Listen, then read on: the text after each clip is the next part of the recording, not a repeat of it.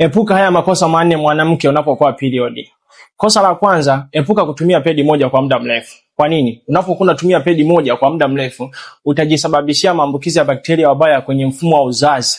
Utajikuta unapata PID, UTI na fungus sugu. Vyote hivyo vitakuweka mbali na uzazi, hautashika ujauzito. Lakini pia kosa la pili, epuka kushiriki tendo unapokuwa period, kwa sababu utajikuta unapata magonjwa ya zinaa kama kaswende, kisonono na AIDS au HIV. Jambo la tatu, epuka kutumia vinywaji vya baridi. Kwani unapokuwa period huwa tunatarajia utoe zile damu. Sasa ukitumia vinywaji vya baridi unaenda ku low blood circulation, yani mfumo wa uzungukaji wa damu unakuwa uko chini sana kiasi ambacho mabaki ya damu yatabaki kwenye via vya uzazi. Utajikuta na uchafu ndani ya via vya uzazi, hautashika ujauzito. Lakini pia swala la nne, epuka kuwa na msongo wa mawazo. Kuwa na stress kuliko kawaida utaharibu psychology yako na utajitwist kwenye hormone imbalance.